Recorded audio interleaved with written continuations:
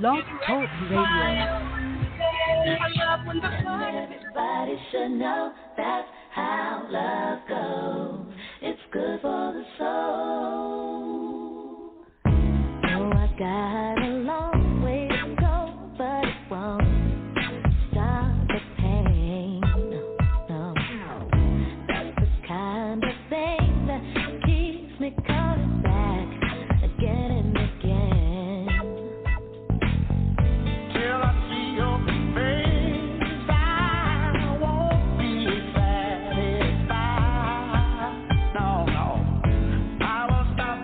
I won't quit until I'm yours and you are mine. Don't you know I can't live my life for nobody else but me. Everybody trying to tell me what to do. I live without you. Oh, that's the way that love goes. That's the way it goes. You said it's good for the soul. Good for the soul. Everybody should know that's how love goes. It's good for the soul. Everybody should know that's how love goes. It's good for the soul. Good evening, good evening, good evening. You're tuning in live to the Healthy Soul Talk Show with your girl, your favorite therapist, Dr. Kimberly Thomas. Welcome, come on in. It's a beautiful evening. The sun is shining. It's just been an amazing day. And if you're tuning in live on Blog Talk Radio, thank you for joining us. If you want to call in to the show, you can dial 323-870-4375. Again, that's 323-870-4375. Press 1 to join. And, of course, if you're tuning in live on Facebook, thank you for clicking in. If you can just give us some thumbs up, some hearts, and share. We greatly appreciate it. And, of course, you could always join us in the comment section. And if you want to email us, you can email us at hst@ttlomedia.net. Again, that's hst@ttlomedia. And, of course, you can follow us on all social media platforms at Healthy Soul Talk. And, of course, find all the shows on TTLO Media on iHeartRadio and Spotify. Again, welcome. You're tuning in live to the Healthy Soul Talk Show with your girl, your favorite therapist, Dr. Kimberly Thomas. How are my favorite producers doing on this amazing evening? I'm good. I'm doing well. How about yourself? I'm all right. The weekend is almost here. It's almost here. Huh? Come on. It's almost here. Ain't getting here quick enough. Lord. What? No, it's good. No, it's good. What are you doing with your days? Are you ready for school to start back? No, actually, I'm not. All righty then. Disappointing news that it might be starting soon, a week earlier than I thought. So, yeah. So CPS is starting on the 30th, right? Of what? August. Yeah, no. See, we talking about August, like the 5th or the 6th for me. What? See what I'm saying? That's next week, What'd you right? say? 9th. That next week. Oh, it's the 9th. See, she over there correcting it for me already. The 9th. Really? See what I'm saying? Really? Yes, I got a problem with it. Yes. 9th. When is it going to be confirmed? I don't know. It probably is confirmed. I just don't know. Are you intentionally avoiding? No, there's been no official release.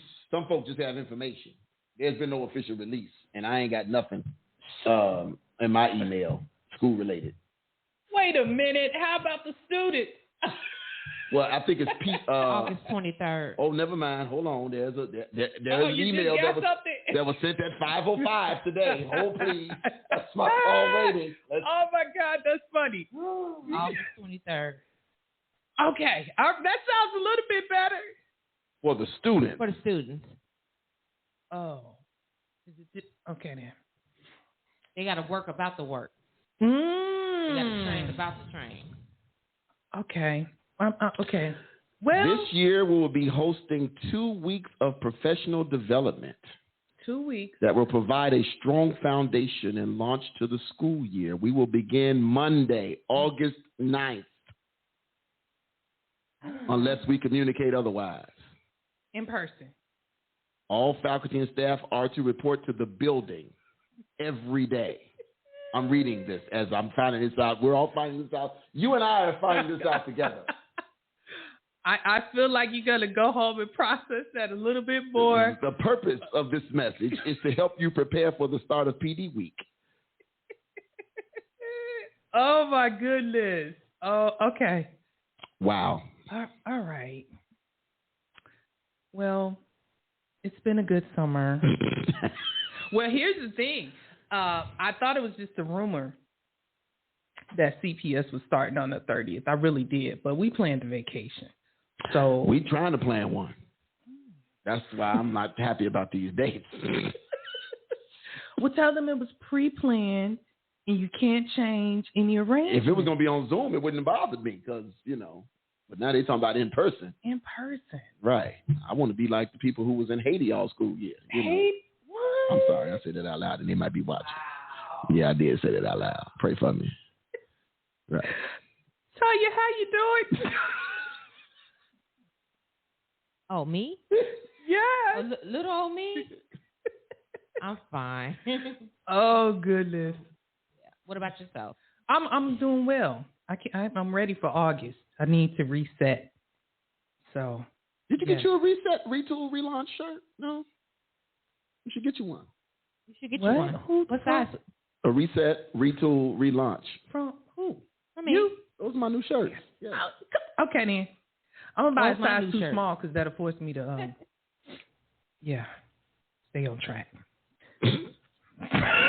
Are you popping peanuts over there? Popping peanuts?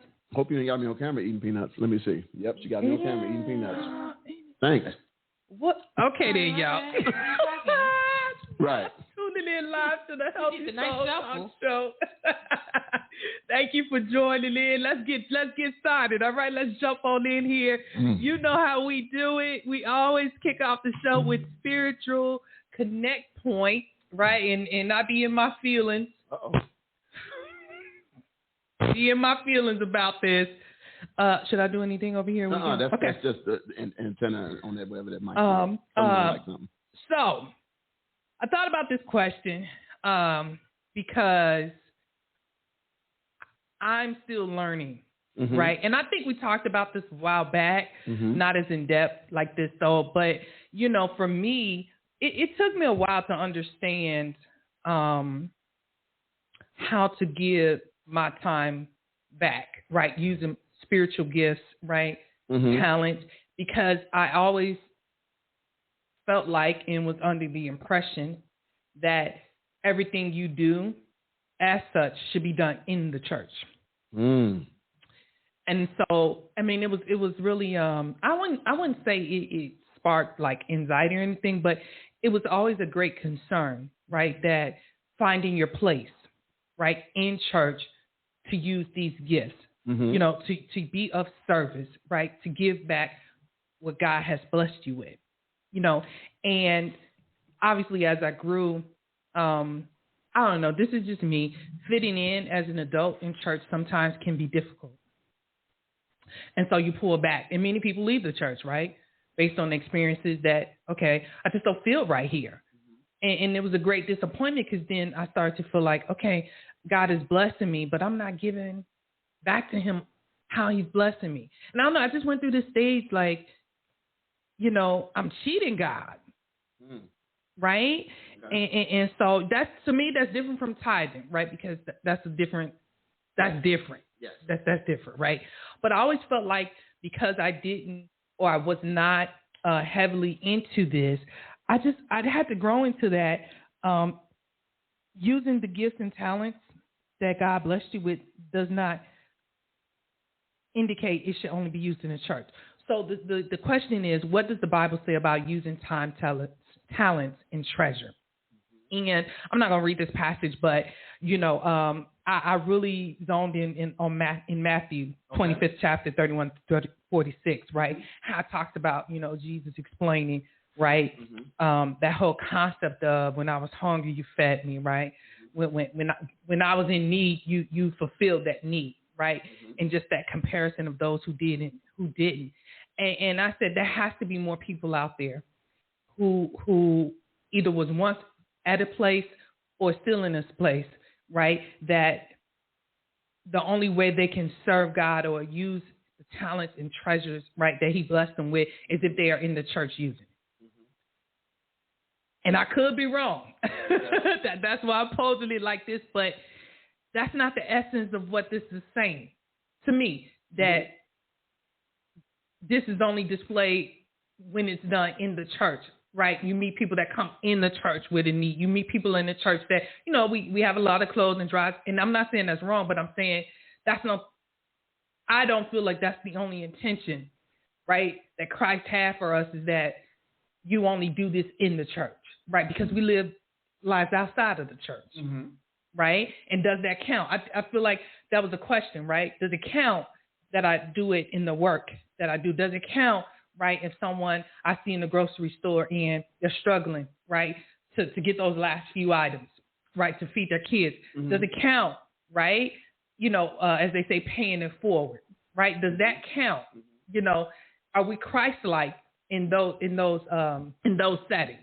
So I had to grow into that, and I'm still getting used to it, right? Because it's like I still want to know that I'm being Christ-like. I still want to know that I'm doing my due diligence, right, as a Christian, right, seeking disciples for Christ and, you know, giving back, right, that He's blessed me, you know. But I just felt like there's a perspective to this that this just does not apply, that it happens in the church or it evolves in the church, right, from you going to church and doing it. Okay. So that's where I was with that. And like I said, I'm open, right? But I think I felt really guilty because it wasn't happening within the parameters of a church. Okay. Does that make sense? So me ministering to somebody, I wasn't in a church, right? I didn't go into a ministry, right, seeking people that only came into that ministry. Does that make sense? I used it outside of that. And for a long time, I felt like that didn't count. You're talking about your time or which are all, you're talking about all three aspects? All three aspects, right? You know what I'm saying? Like that teen, or, you know, I work with various populations, and it's like I'm still Christ-like if I see the need, right? God gives me a spirit of discernment to say, help this person, right? I need you to deposit some encouragement, right? I need you to show them the way, right?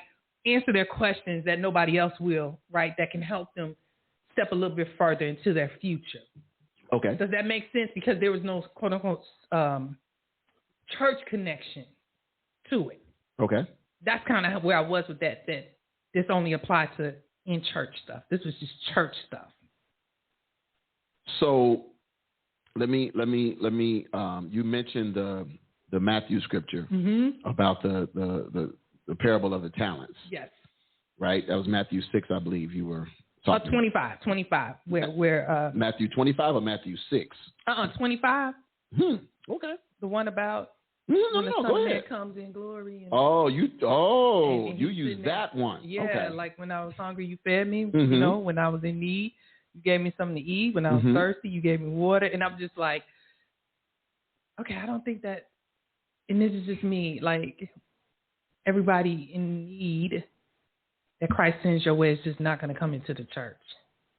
Okay, so let's talk about that particular scripture, because I went to, when I got your note, I immediately went to Matthew 6 and 21. Okay. And I dealt with it from that standpoint, but I know what you're talking about. But Matthew 6 and 21, if we read the King James version or a different version, that's fine. Okay. Matthew 6 and 21 simply says, "For where your treasure is, there will your heart be also." Yeah. Right? Yes. Where I am with this is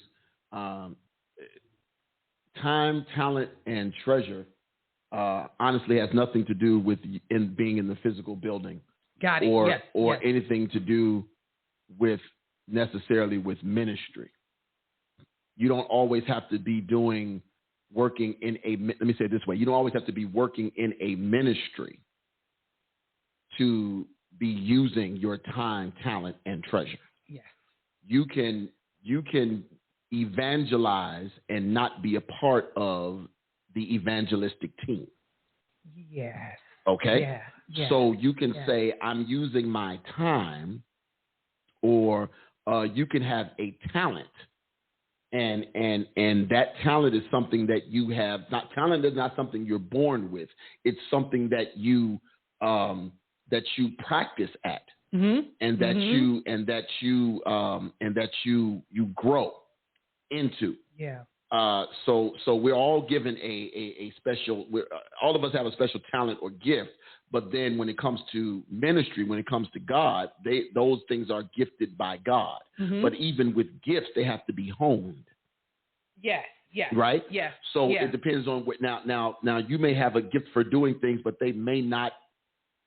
They may not be, and the way you're built may not allow you to do that in the edifice of a church building. Right. Right. I agree. Yes. So it may require you to work somewhere else. Yes. And still be doing the work of the church, but in a different level, in a different realm. Okay. So you don't want to ever be locked into a place or space that says I can only use my time, treasure, and talent. Now, your question did say, what does the Bible say? Right? So you talked about that. So so now you're, because you say, what does the Bible say? Now you're bringing it back to the church. But in your case, right, because that's when you asked your question. I see. Right. I see. But because you do what you do, a lot of what you do is using your talent, because you went to school to be a therapist. You didn't just, now, yes, maybe you had a gift of being able to talk to people. Yeah. But you went to school to hone said gift. Right? Yeah. Like I didn't go to anybody's. Nobody taught me how to what is it to be able to speak to people in a large room or to speak to crowds. Right. Right. That's just something that I just do. Yeah. Right. But I did go to school to learn how to deliver certain to be able to learn how to deliver a message. Certain ways you stand. You know, there was a group I used to be a part of. For speeches, they teach you how to do speeches and how to what's the name of those people? Is it Toastmasters? Toastmasters. Yes. Okay. So I did Toastmasters. Oh God, for about 3 years. All right. Okay. Just because, and I was in sales, so I was trying to do anything to help me with my sales technique. Okay. So I was like, okay, how do you work a room? How do you do this? How do you do that?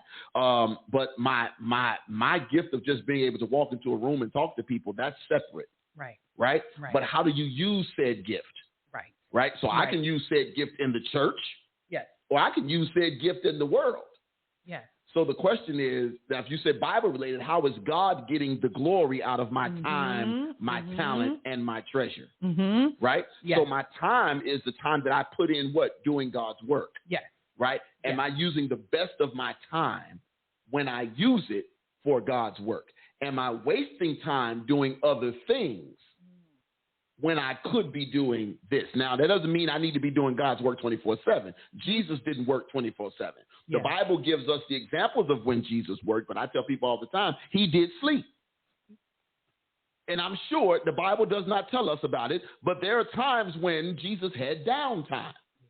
And I just can't believe he wasn't talking about being crucified every day, all day in the 3 years of his ministry. Right. Because I'm sure they was laid up at somebody's house, wherever they were staying, and because I want to know which of the disciples was the fool. The fool? The crazy one. What? Somebody had to be a jokester. Ain't no way you had 12 dudes all day, every day, on the road. Come on now. All day, every day. They wasn't talking about how can I glorify God 24/7. I just don't believe that. I'm sorry. They just were not. So how did they use their time? When they were out doing mission work, when they were out doing it, did they maximize? T.D. Jakes wrote a book, one of my favorite books. I've read it twice. I probably should read it again, called Maximize the Moment. Great book. Maximize the Moment. I think it's in the paper. It's a hardcover, but it also has the paper cover over the hardcover. But the hardcover, I believe, is gold. But it's called Maximize the Moment. Okay. And he talks about taking advantage of those times that we are doing the work. Okay. When you're on vacation, be on vacation. Right? When you're working, when you're doing the work of the now that doesn't mean that while you're on vacation, you may not have an opportunity. Just like you're doing therapy and you can't tell people about, you can't start reading scriptures to people in the midst of therapy. Right. But that doesn't mean they won't ask you. They might not say, well, I go to this church. Well, now I've opened the door. That is very true. In the corporate world, we can't come into our jobs and say, let me tell you about the Lord. But if somebody says, I went to church Sunday and this happened, well, you started that conversation. Now I can engage. Very true. Very true. So that's the proper use of time. Your talent. You have a talent for helping, I'll use it this way, for helping people off of the ledge. Right? Yes. So that talent can be turned around. You can use that talent in the secular realm, which is where you work. Right. But you can also use that to calm somebody down who may be in the church who may be going through. Very true. Right? Yes. Your treasure is whatever gifts you have. So you see, treasure doesn't always mean money. Now, in some cases, in the biblical term, the treasure, there's some instances where treasure does physically mean money. Okay, but then what do you do? All of your money, because the Bible doesn't tell us that all of our money should go to the church. I know what some crooks might say. Crooks? Huh? I know what some crooks might say. I know what some bogus preachers might say. But all of your money does not go to the church. Right. Nor does it belong to the church. Yeah. But what you do with your treasure, how you invest it. Right. So when you go to Jesus, when he talks about the parable of the people with the talents and what they did with them, some put them under a rug and hid them. Yeah. Are you using your talent, your gifting? You know what I'm saying? So here's a good example. I always use Whitney Houston, and I don't do it to pick on Whitney, the late great Whitney Houston. But Whitney Houston was a great example of someone with an amazing gift, who chose to use her gift and then to misuse her gift.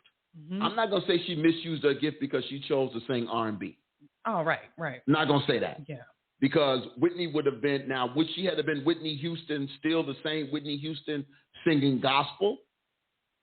I don't know that to be the case. Yeah. Because gospel music has a genre that does not add to the celebrity that an R&B does. Yeah. Right? Yeah. If Beyonce was a gospel singer, would she still be Beyonce? Right. We don't know. Right. Yolanda Adams is a great gospel singer, gifted, amazing singer.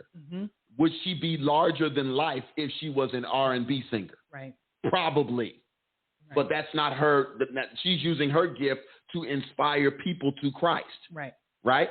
Whitney Houston used her gifting to make people feel good, right? Now, did she abuse her gift? Yes, because somewhere down the line, she used more of her celebrity, got caught up in the celebrity, and then her gift was taken away.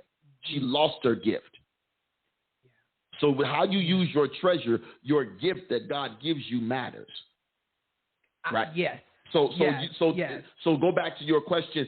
No, everything doesn't have to take place within the four walls. And when I say four walls, I don't even just mean physical building. It doesn't need to take place in the realm of the spiritual.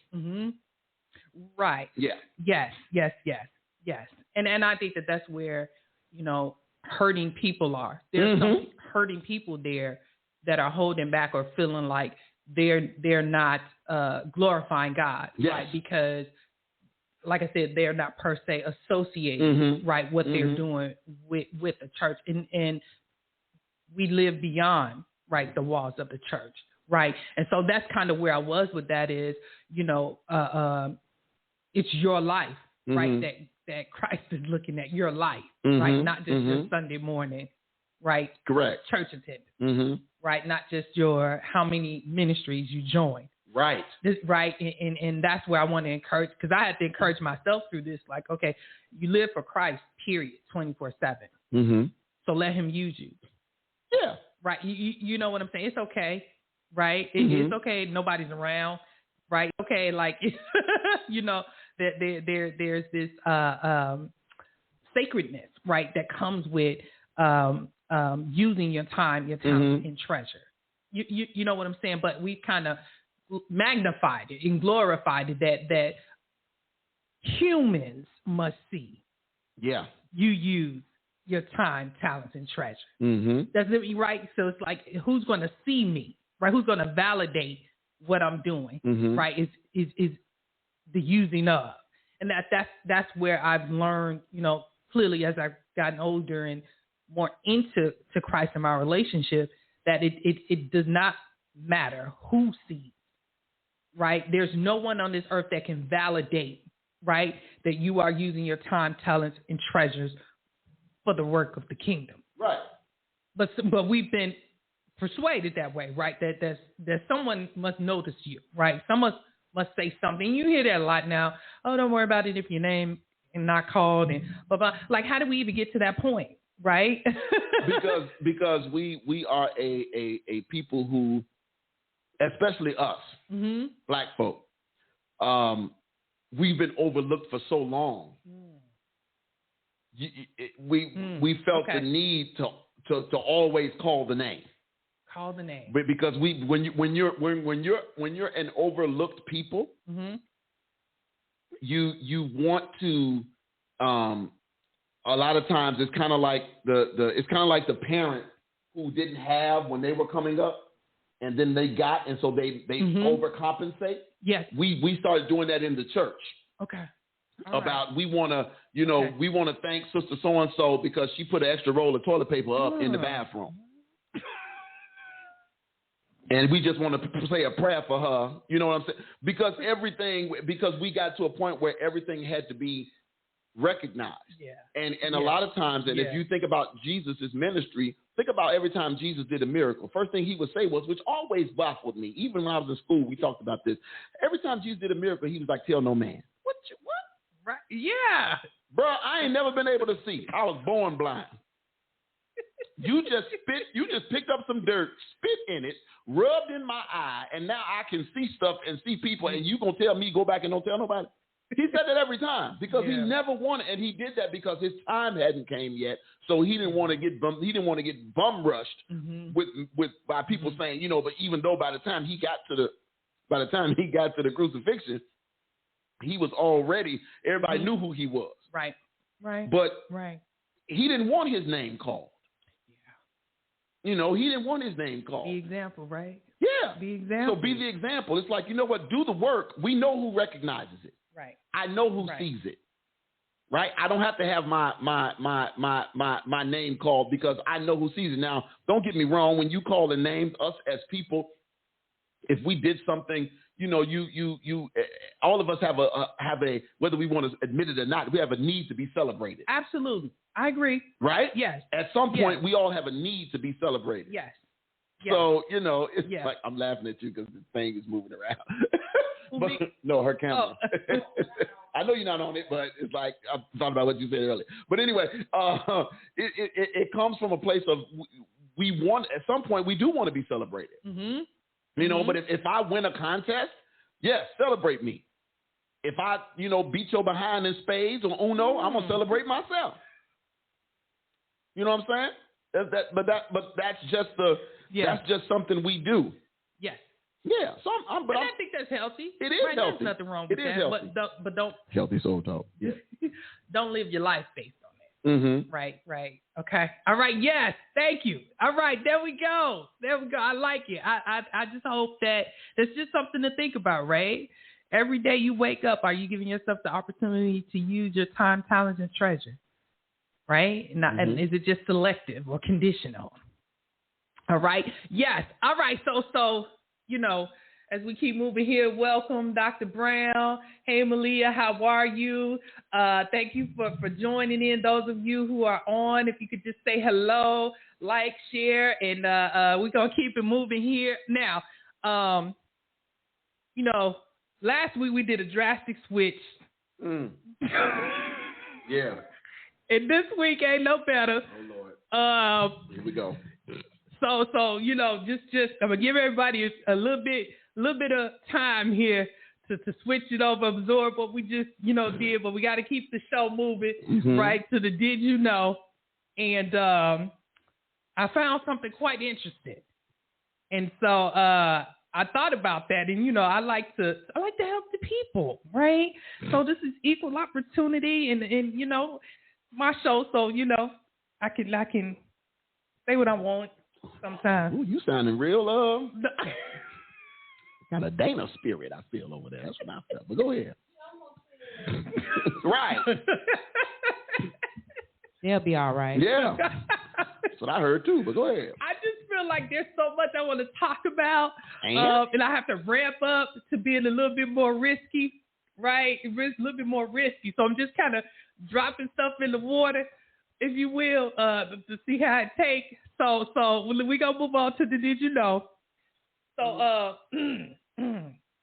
my original Did You Know says, did you know that women's tears diminishes sexual moods?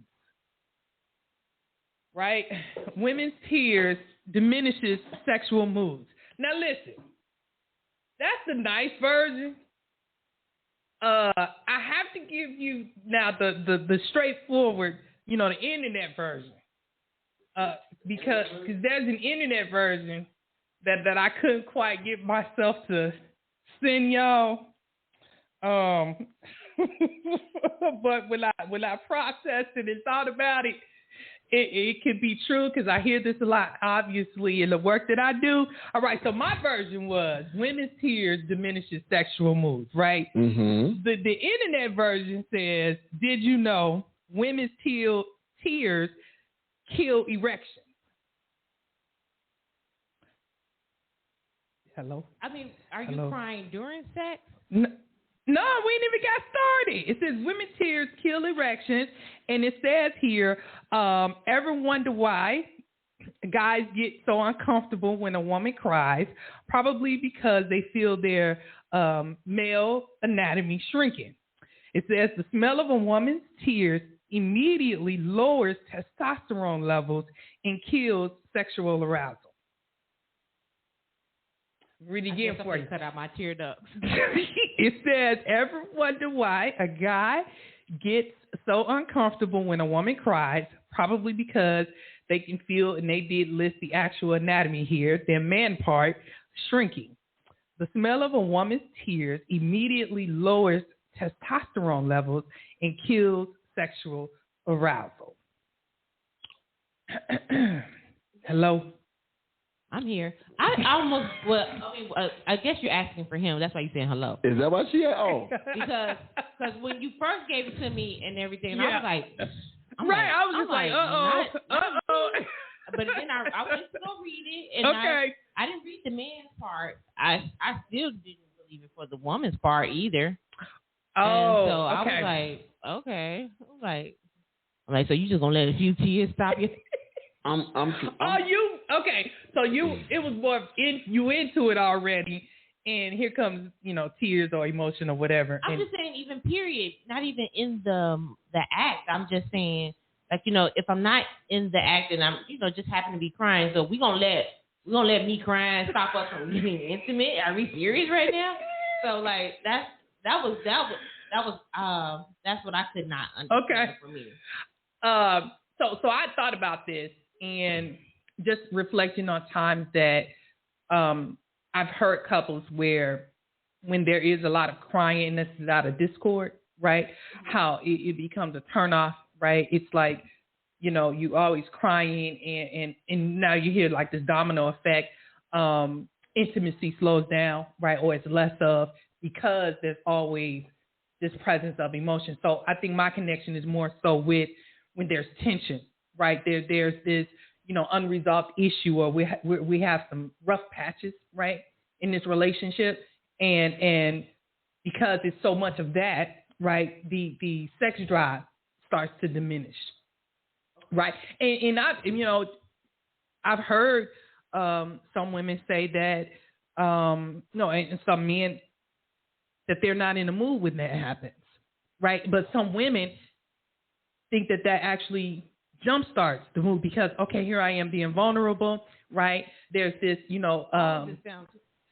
You know, so I've heard opposites. Like I've heard some women, not all women, like Very jumbled to me. Some women who they're being that emotional, feeling that if I be that I'm this vulnerable, then there's this tenderness, this touch, this care that's gonna follow that. And the guy is saying, no, not so much. I think they've gotten caught into TV and letting TV dictate. These are the same people who are maybe addicted to, or not to say act out those X-rated movies, but think that's what sex is about. Okay. Wow. Yeah. Wow. So, okay. I wonder, I wonder how many people really think that way.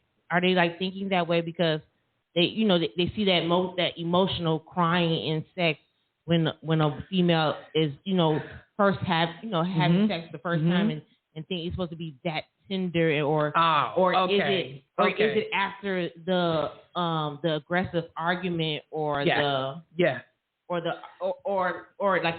emotional trauma bond and everything, and they want they want that feeling if you are living in that reality, wanting that, how about this? Cut the scene because that's not reality. So yes. Why you all excited? Because I'm finna say yes. Because we can't yay or nay. I can't yay or nay either. But I'm gonna read this from this article. Go ahead, keep reading. It says I'm assuming this is where y'all got this from or something. It says in the study, women watched sad films alone and captured their own tears with a vial that they held under their eyes. And it says later, 24 men sniffed jars containing either the women's tears or saline that had been trickled down from the women's cheek. And then they wore a pad dipped in one of the fluids under their nostrils. Oh my God. Men who sniffed tears judged pictures of women's faces to be less sexually attractive than the men who sniffed the saline, but their feelings of empathy were unchanged. In a separate experiment, 50 men sniffed either tears or saline. Sniffing tears but not saline reduced their reported sexual arousal levels of testosterone in their saliva and physiological measures of their arousal. The researchers also exposed 16 men to tears of saline and measured their brain activity using functional magnetic resonance imaging. Men who sniffed tears rather than saline showed lower activation in brain regions implicated in sexual arousal, such as the hypothalamus. Okay. Thalamus. Yes. I'm sorry. I don't know. I can't say that since I'm the guinea pig for the damn show today. I'm gonna say. I what? Okay. I'm gonna say that I am. I don't know. I can't give you a yay or nay. Okay. Yeah, I can't say that somebody crying would, stop me from if I was about to, say I had a kid or a daughter, because you say women's tears. Mm-hmm. All right. So I had a daughter who was crying and upset in another room. Mm-hmm. And I went in there while she was crying and was hugging her and she was crying and carrying on. But mama waiting in the other room for me. I can't say in my own, I just can't say that if mama waiting in the other room, it ain't going down. I just can't say that. That's not what it's. I think it's the connection. I think it's a connection. Who overthinking to me? Connection to that woman. Okay. Right. With the woman you're with, right? Because we're gonna get into hormones and all that stuff later. But I think it's more of the the emotional connection. Obviously, knowing the woman, right? I mean, if a random woman is crying, I don't think you even stop to say, hey, what's going on, right? Right. Right. Don't say nothing. Let them cry. But you know what I'm saying? But I think y'all are funny. But right, don't say nothing. I just thought about that in the sense of expectations, right? Where what does a man really feel when they see their spouses cry, right?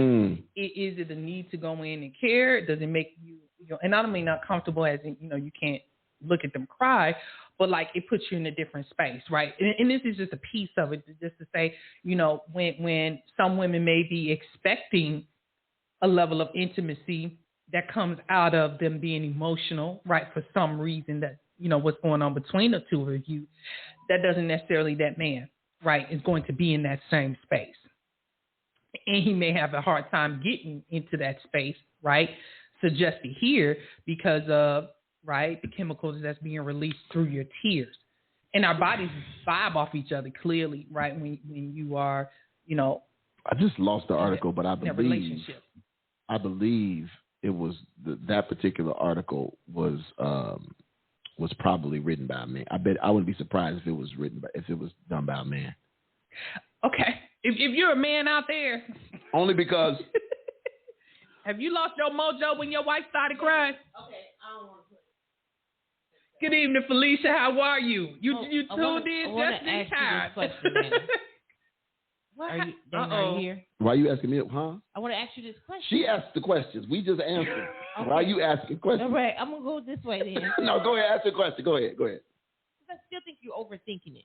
So can I? You was overthinking it earlier. Can I? No. Lord, child. Go ahead. Without telling too much. Here we go. I think we PG-13 now. No, okay. we are. But can I ask you to remember a time I had said a word and you were like, no. That's what they're trying to equate the tears to. You said no as in. No, I didn't say the word no. I'm trying to. So you said something and I was like, okay, you just ruined the moment or something like that. Yeah. Oh. Yeah.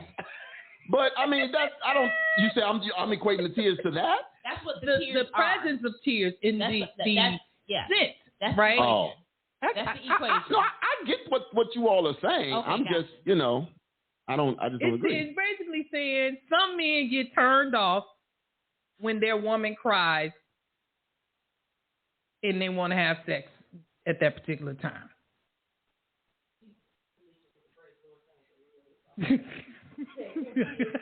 You know what I'm saying? That's what I took that as, right?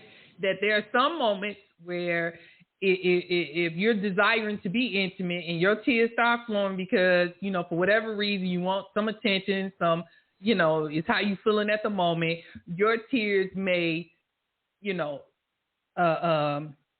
affect his arousal state. That's what I took from this. That's what I understood. So dry your eyes.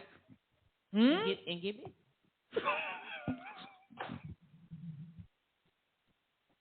If the tears are not working, right, understand that from a physiological standpoint, right, you may be contributing to his deflection. There's Felicia's response. What Felicia say? Oh my God. She says, I agree. When I'm happy and being naughty, he all on me. All righty now. All right. That is. All right. There it is. All right. There we go. HST After Dark show will start. Right. Oh my goodness. There we go. All right, y'all. So that's that. Did you know? Right? Did you know tears can kill, sexual arousal in men? All right, let's keep it moving since we're talking about hormones. So this this month we've been talking all about self, right? Getting self together. And so I thought I'd conclude this month by talking about hormones because clearly our bodies are governed by hormones. And so let the hormones rage really is just going to focus on how our bodies can produce, right? How can we help our bodies produce happy hormones? Right? And so it's just a few that I'm going to talk about this evening. Like, what can you do to help your body produce happy hormones? Right? These hormones that produce positive feelings of pleasure, happiness, and love. Okay? So our bodies have hormones and neurotransmitters that are essential, right, to allowing this process to occur in your body. And guess what? In kind of putting this all together, I'm not going to be like super textbook, but I think that just from a holistic standpoint, talking about what we put in our bodies from a food perspective to who we are around matters in how our hormones, our bodies produce these hormones and neurotransmitters to produce these chemicals that we need to be happy, right? And so paying attention to our heart rate, digestion, also contributes to your mood and how you feel. All right. So we know that there's some hormones that we jump into. And for August, we're going to talk more about psychotropic meds, right? But this month, I want to talk about closing it out with, let's make sure you're doing all you can to produce those happy hormones. All right. So here we go. The first hormone, right, we're going to talk about here is, get my notes together, serotonin. Now, have you all heard of this? Okay, serotonin. I went to school with her. What? Serotonin? Yeah, serotonin. Oh, you said. I'm sorry. What you saying? Oh, never This mind. is a hormone. Oh, I thought you meant serotonin. I went to school with her. Sorry. I'm sorry. Y'all go ahead. I'm trying to find me. Here we go, y'all. Foam out for my car. This hormone is the feel-good hormone, right? That all starts in your gut. Got it? Serotonin. And it says here, serotonin is a happy hormone that's mainly produced by the gut. Okay? It's the original happy hormone. It's essential for mood, digestion, sleep, brain function, and circadian rhythm, right? The good old sleep, okay? It says here that up to 90% of your body's serotonin is produced in the gut, okay? And there are two ways that we can ensure that we are making progress in being consistent with our bodies producing this hormone here. And so in looking at that, obviously we start with, some of the foods that we eat, okay? And so there's this suggestion that there are some short-chain fatty acids that our bodies naturally produce.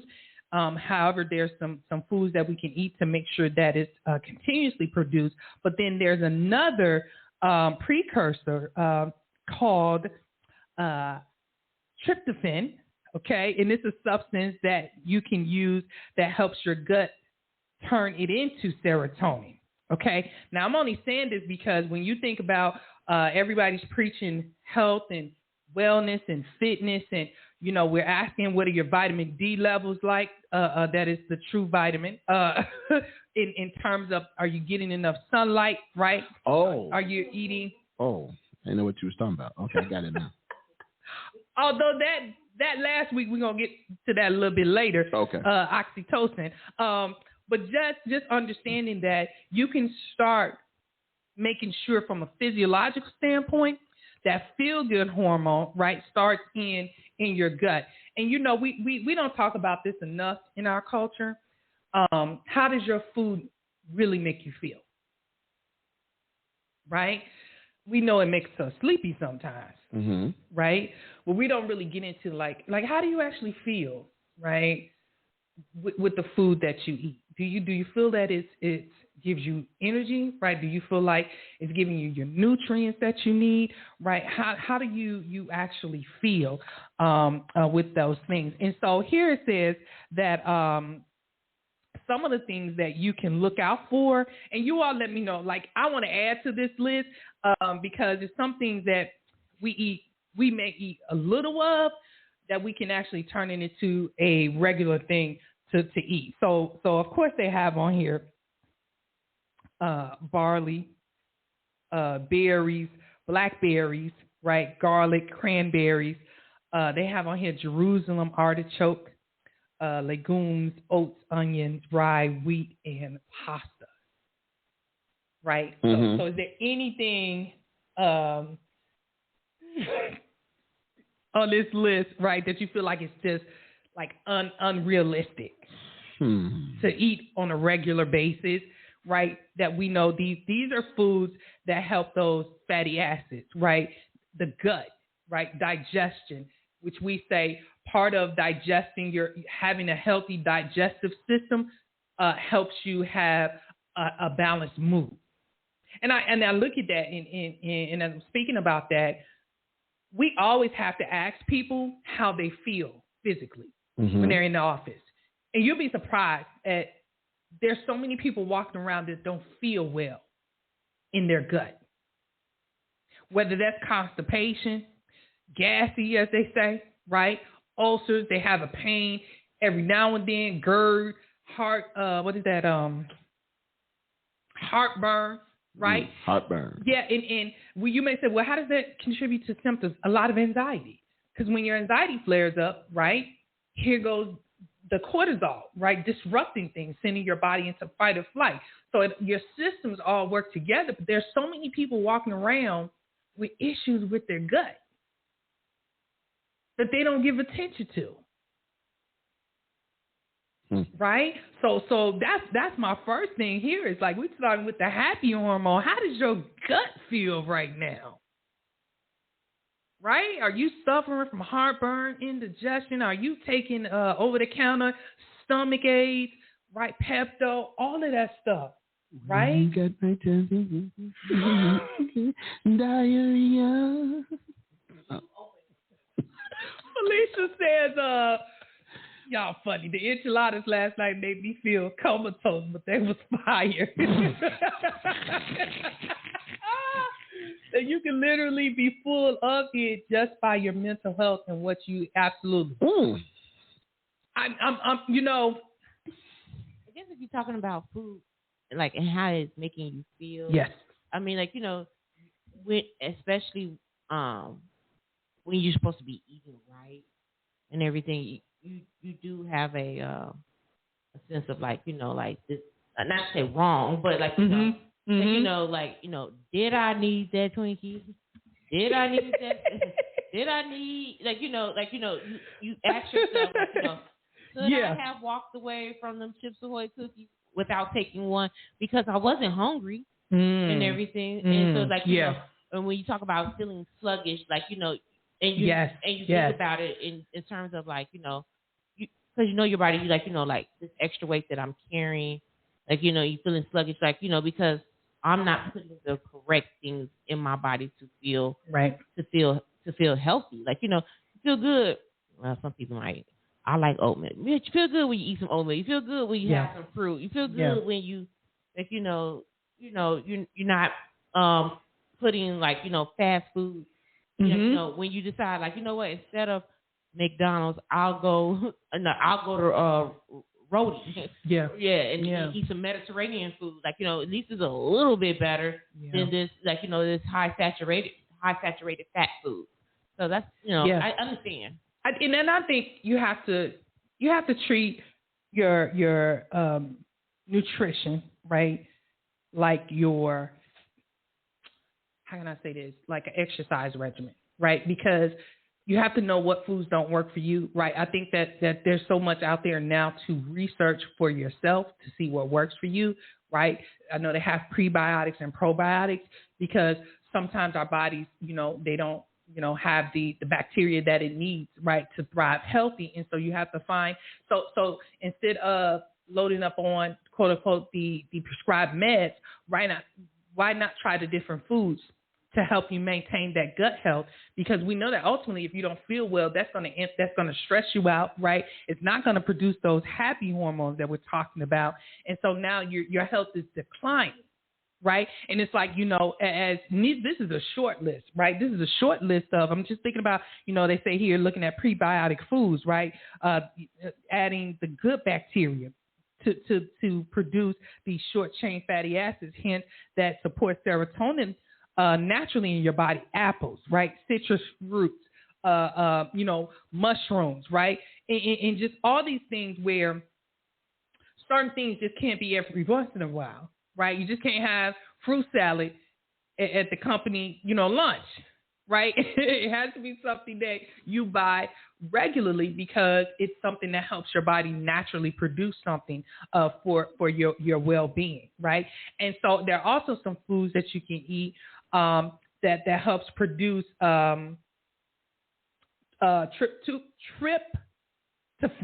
right? Tryptophan, which is that precursor that helps your body produce the serotonin. And they said sunflower seeds, right? Soybeans, quinoa, milk, cheese, chickpeas, cod, salmon, eggs, right? Beef, chicken, turkey. It's just, let's take a look at, right? How are you treating your body so that it actually, your gut, which is that central, right, system that produces the happy hormone, serotonin, what's the condition that it's in right now?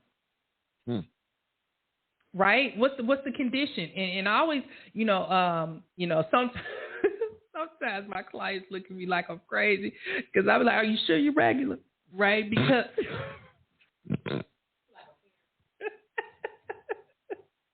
right? Because I listen to their answers. Right? If you say, okay, sometimes I can't go all day without eating. Right? Or, I know when I feel dehydrated. Right? And I'm like, well, how often do you feel dehydrated? Because then that lets me know how often you drink water like you should. Right? Do you take supplements?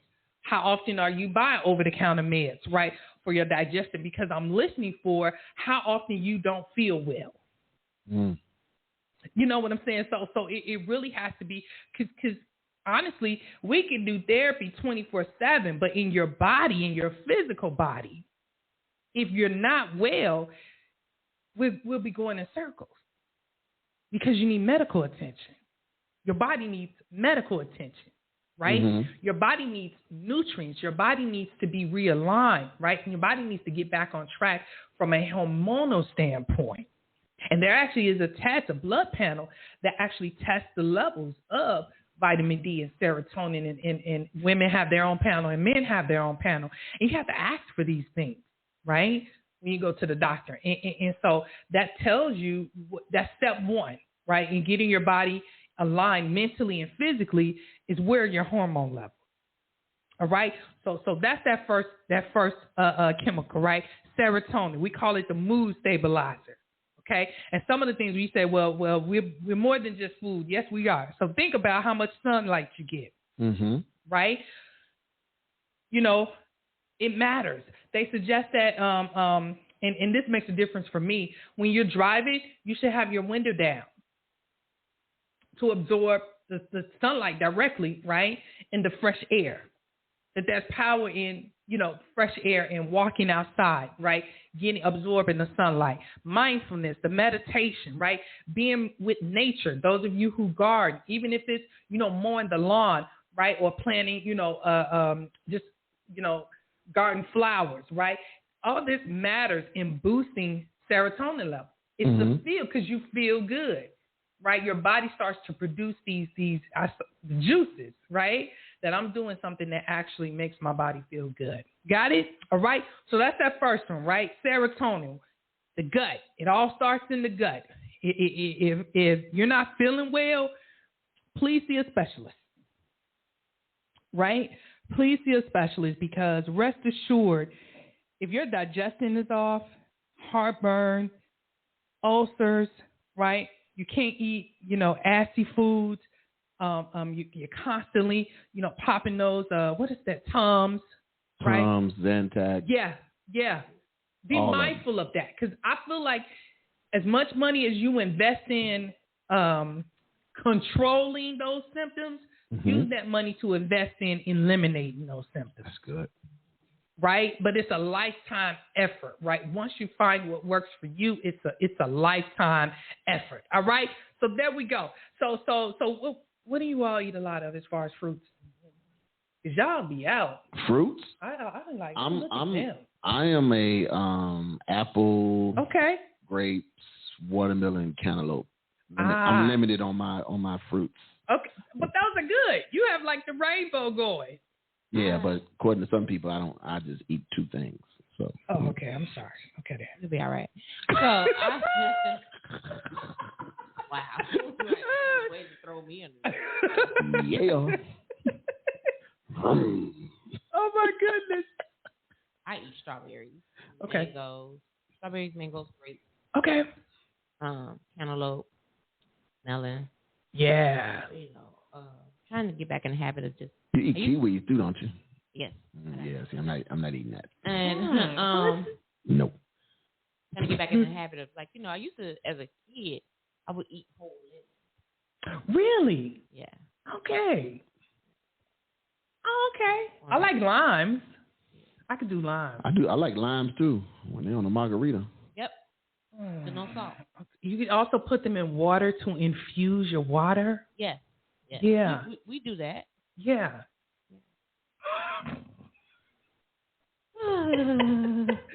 Felicia says a lot of people eat when they are feeling anxious or not. I totally agree with that.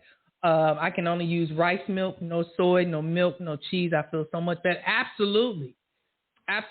Do you like almond milk, Felicia? Yeah. And I noticed that too. I don't know what it was, but I can't drink cow's milk anymore.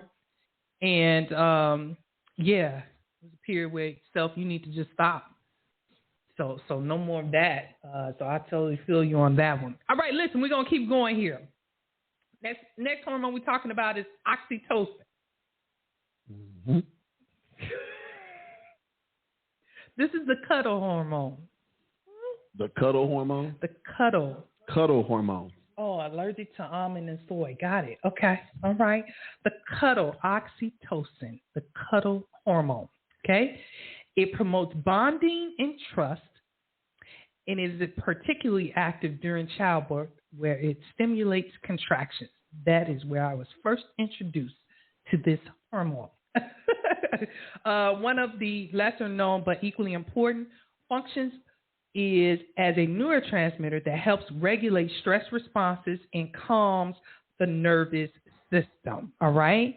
It's been pinpointed in human bonding, generosity, and establishing trust, while other studies show that it might be what it makes some romantic relationships work. Higher blood oxytocin levels have been linked to greater perceived love, responsiveness, and gratitude in couples. Oxytocin is triggered by closeness. That's why it's the cuddle hormone.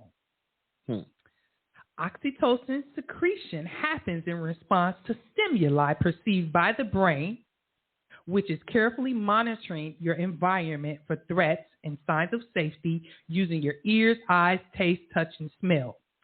It's produced in response to touch and even the right kind of eye contact, but also in times of stress to counterbalance the effects of cortisol, which we know is the stress hormone. All right? And it says here, right, if you're wondering how to release oxytocin, it's pretty simple. There is no oxytocin food. Ain't no vitamin for that, huh? So if he or she don't like to cuddle, ain't nothing you can slide in their drink that's going to make them cuddle, huh? I just want to make sure, ladies, don't be, if he don't cuddle now, he ain't going to cuddle. So don't be trying to buy no pill. But just you got to get those neurotransmitters produced. Good evening, to God be the glory. Piss Felicia says, I think a lot of people are deficient in that hormone. People need hugs. They get less and less as you get older. I totally agree. Wow. Yes. That's unfortunate. Here we go. There's no food, right, to produce oxytocin, but that's okay. It's released when you engage in caring relationships and have a loving community around you. Relations. Here we go. Romance. Uh-oh. Helps produce oxytocin. No romance without finance. Can you have romance without finance? Did you just say you got to go after that? Lord help us. You can't stay. It costs to stay inside. No, you cannot stay. I mean, no. It costs to stay inside. Yeah. What does that mean? Not going there.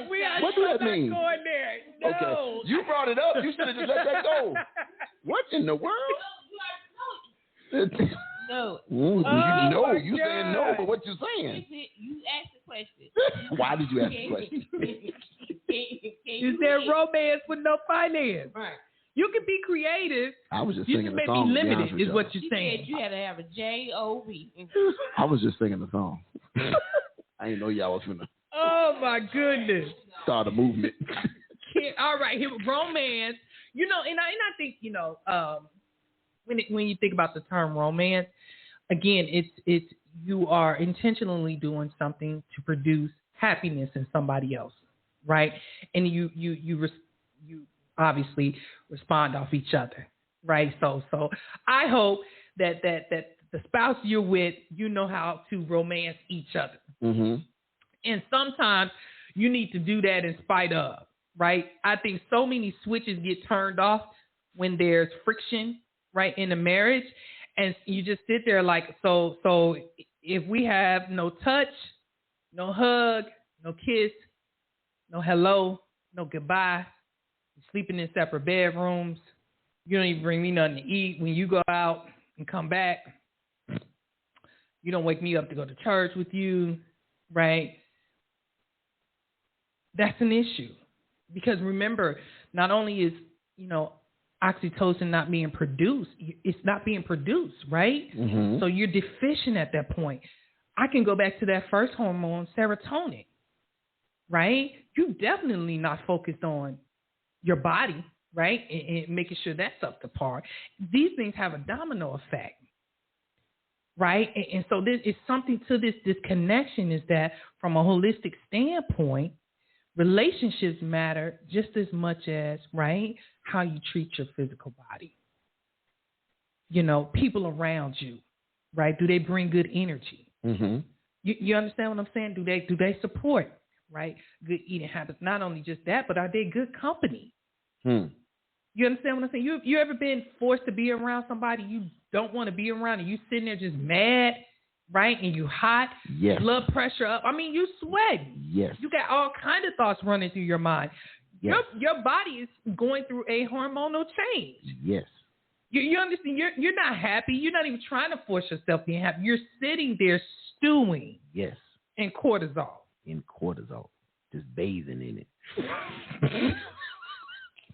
Just taking a whole shower in it. Just over here. You understand? Just moist in cortisol. I'm trying to be serious. Okay, I'm sorry. Sorry. But you carry that. And you guess what you're not gonna do? Have a good night's sleep. You're not going to sleep. These are facts. You understand what I'm saying? So you didn't got riled up, right? All this time, and that thing gonna stay with you until the next day. And now everybody that comes across your path is gonna feel your wrath. These are extremely large facts that you're spewing. And we're gonna get to something at the end of this show, right? I want you to ask yourself, what hormonal stage are you constantly in? Right? Stress, cortisol, right? Or the happy hormones. Right? What are you done predominantly in a 7-day work week? You understand? In a 7-day week, what are you predominantly? Right? What are you predominantly? And also says here, caring relationships, soft, friendly touch, right? Friendship, and then having pets. Do you all have any pets? No. Okay, why you say it like that? What is going on? What? Are you against pets? Yes.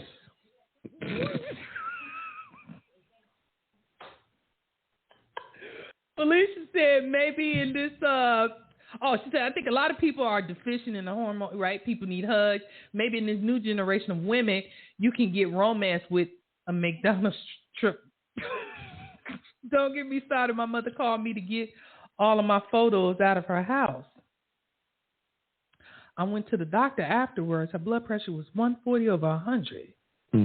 Wow. I'm back on this McDonald's trip. Well, a double cheeseburger with extra cheese get you a long way. Did you say a double cheeseburger? A double quarter pounder with cheese get you a long way. That stays in my memory. Oh, that's a true story.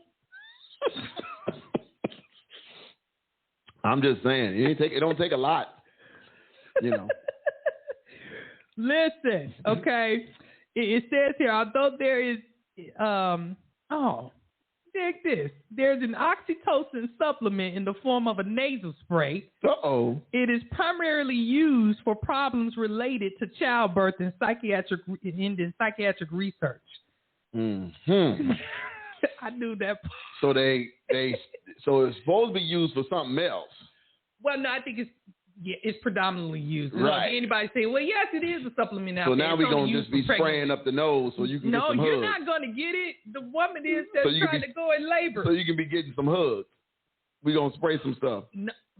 Felicia said if you put some bacon on that thing, you might be able to move in. Come on now. That's what I'm talking about. Come on. Look. I mean, you know. Oh, my God. It's a difference between easy and cheap. Okay, come through now. That's a whole nother show. Okay. Don't now consult your doctor before taking any kind of supplements, okay? Oh, I thought you were going to say consult your doctor before putting bacon on your double quarter pounder with cheese, but okay. Go ahead. Okay. All right, y'all, you got it? There we go. Oxytocin, the love hormone, right? Socializing, physical touch, right? Helping others, petting animals. Do you like any animals? Who? Me? You, yeah. Yeah, I like other people's animals that's at their house. What?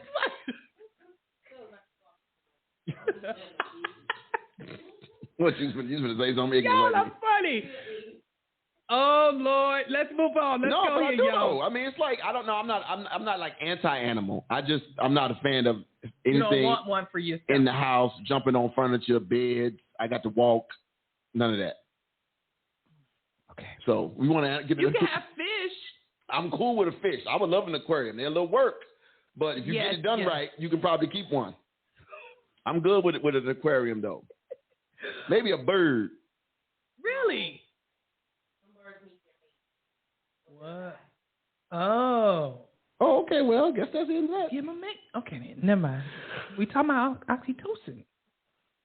This is just all for some cuddles. Yeah. Yeah, it's the cuddle hormone. It's the cuddle hormone. So bringing an animal will help you Petting, cuddle more. touch. It's the touch, comfort, right? To produce that. It's a hormone, right? That produces belonging, love, and you feel good. Feel of cotton. Right. I'm gonna get you some. The fabric of our lives. Yeah. Remember the commercial? It calms you. Yeah. Right? Okay. It soothes You better get this weighted blanket and you're This gonna weight? be all right. Oh my God! I don't need no animal. Blanket. You don't need no animal. Why you can't be the weighted blanket? Huh? Shh, this is not HST after dark. My weight got to be a factor. No, I'm just playing. The weight factor. All right, You y'all. want the weighted blanket, not the, Oh, my not the God. quilt. There's a difference. We about to move on. Here we go. Next one here, dopamine. Dopamine. Dopamine. Huh? The motivational molecule. Mm-hmm. Dopamine is another hormone that makes you happy while also keeping you alive and alert. It's involved in a wide range of activities, and a number of severe conditions are associated with the dysfunction of the dopamine system. Mm-hmm. All right.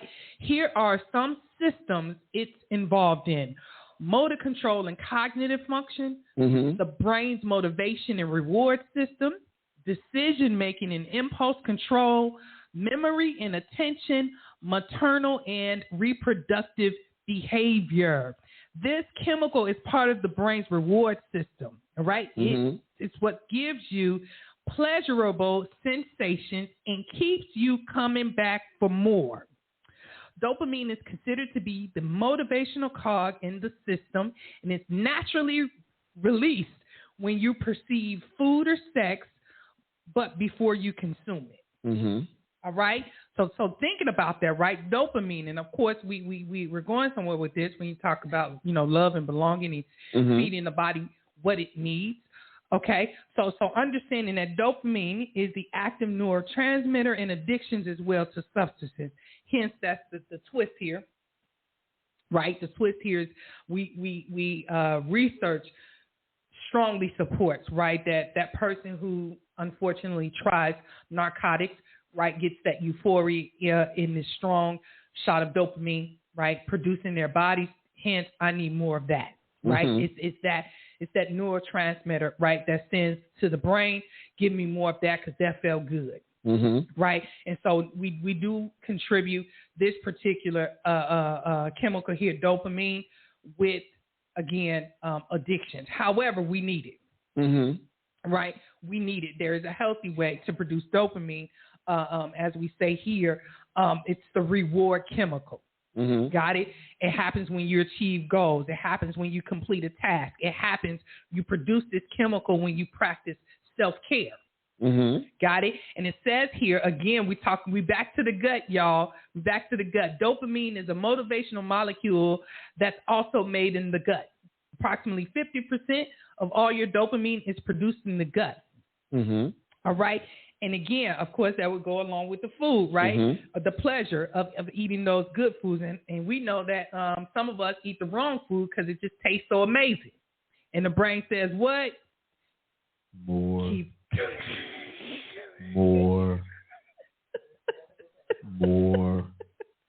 All right. Eat another taco. Wait. You need another margarita. Would you eat a low carb taco shell? I've had the. Didn't we try some Mission? What's it? Low carb mission? When we was doing didn't we get like the something wheat wraps or something tacos? Didn't we back in the day? We tried something one time. I thought maybe. Okay. Maybe I just did. Like I think you did. Like when I was doing when we did the 25-day whatever thing. Yeah. Okay. At home, maybe you did. Yeah, that's what it was. Okay. Yeah. All right. I've tried them before. Yeah. It's okay. Producing excitement, right? And you know, we've been talking this month about just a zeal and zest for life, right? I'm not gonna say that the wheat taco produced any excitement for me. Well, the guacamole one. Right? It was depressing. Really? To have to eat. Really? Yeah, I was depressed. Yes, because you had some weed in your life. It took me to a state of depression that I had to like not eat a real. But when you start to eat right, your body starts all of that. Encapsulated, yes. Yeah, that old material starts to move. Mm-hmm. It gets you moody. The old me, huh? Lord. It like that. Anybody who's done cleanses, it gets you moody. You start getting sleepy and everything else like that. That's a whole new. That's another individual that's trying to get out of it. A cleanse is like an exorcism. I am so serious. Wow. I am so serious. Like I have, you go through some things. Yeah. I have seen myself change. Like one time, I've done them before, and I had restarted another one. And I just remember 12th hour, I was angry with my coworker, and I was like, I cannot do this. And the moment I had the bad food, I felt bad at the fact that I quit. But that's like, the second time around, so soon after first cleanse, it was just totally different. Yeah. And it's again, it's the completion of it that brings about that dopamine to say, I did it, right? And of course you felt what you felt. But it sometimes you need it, right? So like I know you felt better, right? Even in the days that you were doing it, it was just a matter of you irritated because your body is used to, right, eating at a certain time, eating certain foods, and now you were depriving it of it. I was not aware. This is new. I didn't know this. I knew dopamine, the term, only from watching way too many medical shows. That said, when somebody's on the table and their pressure is going to, they always holler dopamine. That's one of the words that you hear on ER all the time in any of them shows. Okay. Because it helps blood flow. So I knew that part. I didn't know about the emotional side effects. Yeah. This is all new to me. Got to be happy about something, right? What it's almost like what makes your eyes get big before you even have it? Margaritas. I'm done. What? People, places, and things. What? Going to a place with people that serve margaritas. I'm so done. Going to a place with people that serve margaritas. That's all that right there. Look like three to me. Sound like three margaritas to go. Father, Son, and Holy Ghost. Oh my! But that's the essence of it, right? Before you even have that thing, right? Yes, before you even be with that person, just the thought of it gets you there, right? You literally produce dopamine before you even get there, right? That's how so many people get hyped up to go to the casino, right? Okay. No, people do when they think they get a rush. Yeah, right. That's what the gamblers say. The people who've been addicted, they say there's that rush. Yes, even when they're losing. Yeah, just of being in the place. Yes. Because even when other people win, they get excited. Yes. Yeah, there's like a rush. That's that danger, right? Mhm. That dopamine overload when you're doing something that's destructive, right, Mhm. for your body, but your body, quote unquote, is loving it. Yes. Boy, margaritas. Oh, sorry. All right, so there we go. passed Dopamine, that. right? Dopamine. And you say, okay, well, how do we get dopamine, right? It's all about doing things that make you happy, right? In essence, right? How well do you know you? Right? Mhm. What makes you smile? What makes you I don't want to say crave, but we can say crave. What makes you motivated? What makes you, I got to get this, right? Because I know it's good for my body, right? And we're not talking about destructive behavior, okay? But we're talking What do you about mean by destructive behaviors? tearing your body down. Oh, Right? okay. Heroin use, right? Oh, no, Cocaine we ain't talking about use, no but these- heroin. But these are the dopamine that's produced when you take that drug. It's intense. Oh, okay, Which is no. why people, yes. Mhm. Mhm. But that's the chemical. There's some other things that can send the same intensity of dopamine. Mhm. That's why we say, what are you going to replace, right, that destructive behavior with, so that you even come close, right, to that level of dopamine feeling that you felt when you used that substance. That's why you just can't say, I give it up and not do nothing. It's like, so Felicia said, aren't most of these hormones in antidepressant drugs? we going there in August, Felicia. Oh, okay, in August. I just want to put out there, next month. understand, Next week. you can be producing this stuff yourself. All right? All right, last one here. All right? Endorphins. All right? Endorphins. They call this the painkiller, but also the runner's hormone, okay? And it says here, endorphins make you happy, but not in the way you may think. Endorphins make you cry sometimes. Sorry.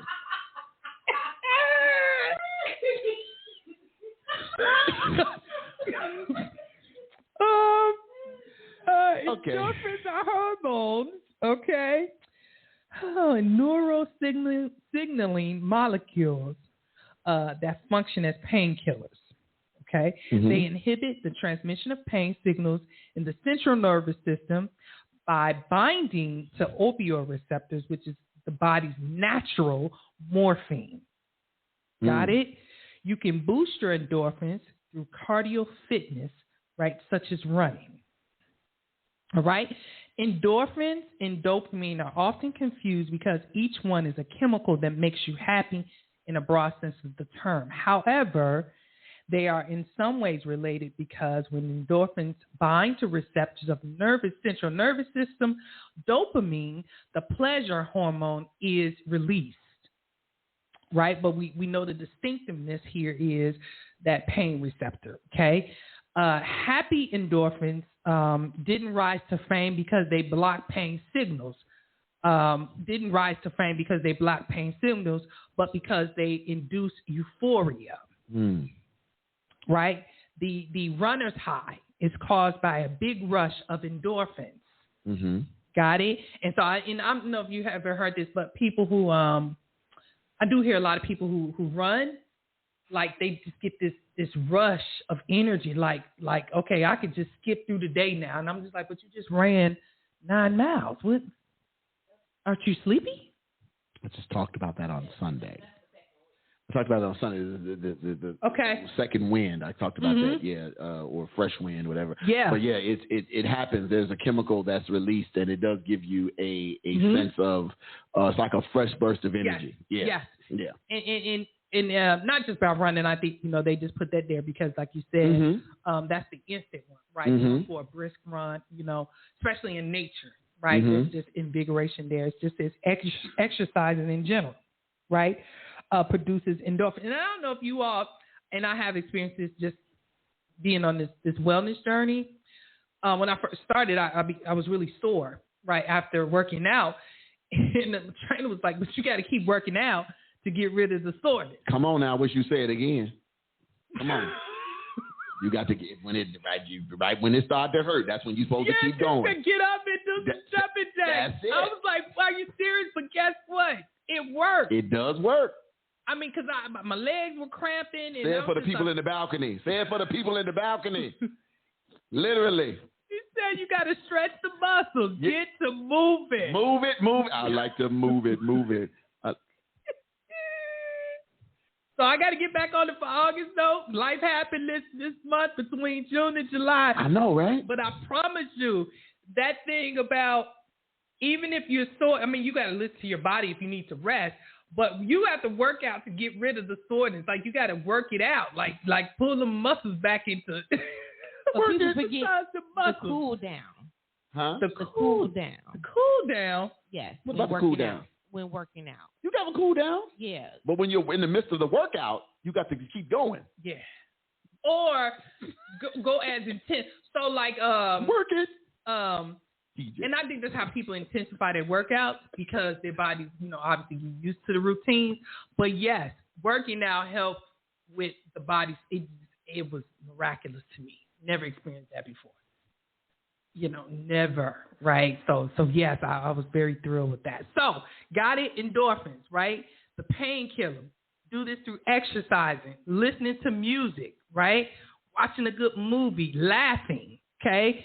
And if you really think about that, these are like distractions from the pain the physical pain that you may be feeling. Mm-hmm. You know what I'm saying? You ever just really had a good day and whatever pain you were feeling, you didn't feel it in the next day, right? Because you increased the endorphins in your body. Mm-hmm. You weren't intentional. And that's why, even people on the journey of healing, right, and those who are, whether that's support group therapy, individual counseling, right, we're always pushing to find things, right, find things that produce, right, these chemicals in your body so you can feel good the next day. You got to trust yourself. You got to trust yourself that if you start moving, exercising, if you start releasing that cortisol, if you start sweating it out, if you start producing dopamine because you did go to the gym, you did meal prep, you did, call those family members or friends that you've been distant from, these produce happy chemicals. And you got to trust yourself that if you are diligent in doing these consistently, your mood will change. Your mood will be consistent to where now your days aren't dragging, right? You can stop saying, what am I even doing in my life? You begin to find your purpose, right? You begin looking forward to the next day. Heck, you begin looking forward to the weekend. You begin looking forward to, you understand what I'm saying? When you set up routines, you stay connected, right? You're fueling your body the way you need to. You're connecting with people that bring good energy. Your body must produce these hormones to support your level of happiness.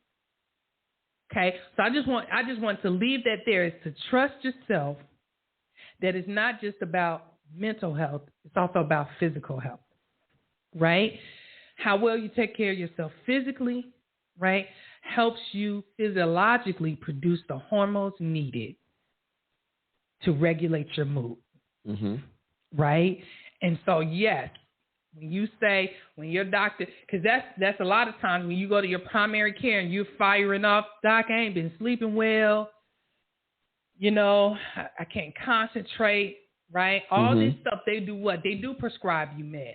And as Felicia pointed out here, right, these are synthetic forms, right? These are synthetic forms of chemicals that if we work hard, you can start to help your body out by producing it yourself. Why I'm bringing this up? Because that determines the dosage, right? And we're going to talk next month about these psychotropic meds to say, okay, let's compare if you change your lifestyle to taking these meds and looking out for side effects. Which one do you want to work harder at doing?